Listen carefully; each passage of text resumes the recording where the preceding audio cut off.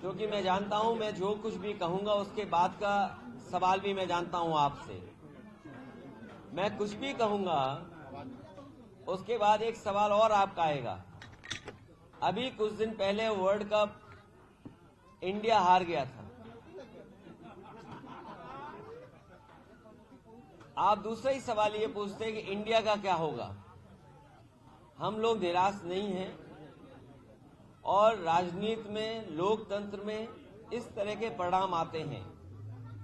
मान लीजिए जिस लोकसभा के क्षेत्र में मैं बैठा हूं, आप हम सब लोग हैं, 5 लाख वोटों से ये पार्टी जीतती है, भारतीय जनता पार्टी। इसका मतलब ये नहीं है कि सबका साथ, सबका विकास और सबका सम्मान हो रहा हो। अभी भी बहुत सारे ऐसे लोग हैं जो निराश हैं, जिन्हें उम्मीद थी, जिनकी उम्मीद तोड़ी है। तो ये राजनीति में परिणाम आते हैं और जो भी परिणाम आएंगे वो कोई भी पॉलिटिकल पार्टी है उसको स्वीकार करेगी। लेकिन लड़ाई लंबी है। इन परिणामों से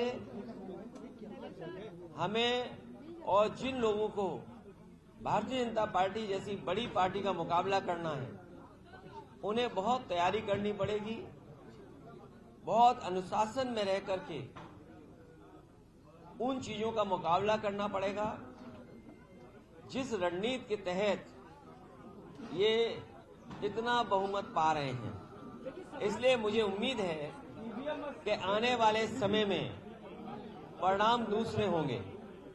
मध्य प्रदेश की बात कही जा रही है कि कमलनाथ अगर आपसे, कमलनाथ का रुख अगर सही रहता। देखिए, मध्य प्रदेश के चुनाव में बातचीत थी, बातचीत हुई और ये भी आश्वासन मिला था कि आपको 6 सीटों में विचार किया जाएगा। लेकिन उनकी राजनीतिक परिस्थितियां ये नहीं थी कि हमें साथ लिया जाए समाजवादियों को। चुनाव में हार हुई है, हार को स्वीकार करना पड़ेगा और आने वाले समय में मैं समझता हूं हर हार हमें सबक सिखा के जाती है और हर हार में कहीं न कहीं हमें उम्मीद नजर आती है। जो कुछ हुआ मध्य प्रदेश में, भविष्य में ऐसा नहीं होगा।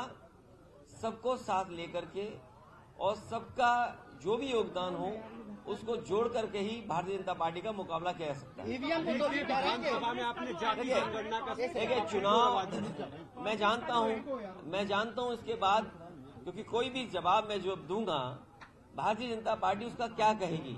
हम समाजवादी लोग हैं जिन्होंने उत्तर प्रदेश में सबसे ज्यादा लैपटॉप बांटे और मैं आपके सामने बड़ी जिम्मेदारी के साथ कहता हूं कि आज भी जो लैपटॉप जिन परिवारों में होंगे वो चल रहे होंगे, आज भी खराब नहीं होंगे और आपके पड़ोसी में भी या अड़ोस पड़ोस में भी कोई नहीं परिचित होगा जिसको लैपटॉप मिला होगा।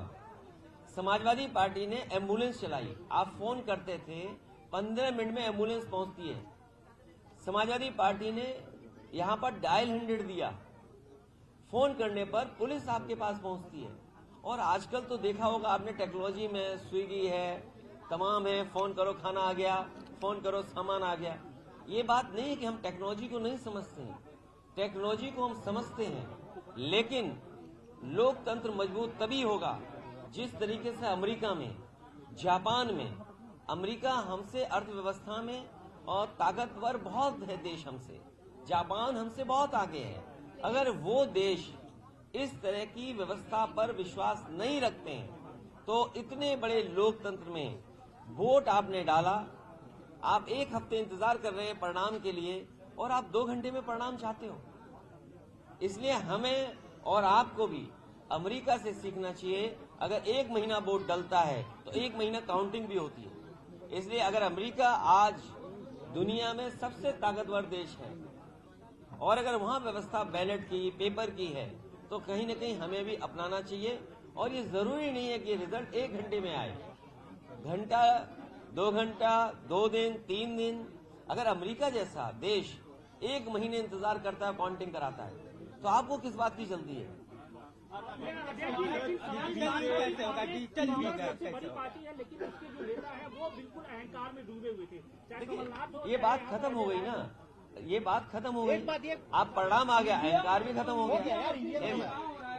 हमारे पत्रकार साथी परिणाम नहीं अहंकार खत्म किया है। मुझे उम्मीद है कि आने वाले समय में फिर रास्ता निकलेगा, क्योंकि देश के लिए लोकतंत्र बचाना, संविधान बचाना ये महत्वपूर्ण है। और उससे भी महत्वपूर्ण ये है कि समाजवादियों का उत्तर प्रदेश में संघर्ष बड़ा है, समाजवादियों को फैसले बड़े लेने हैं। इसलिए जहां से बात शुरू हुई थी कि जो जहां दल मजबूत है उसको सहयोग दूसरे दल करें।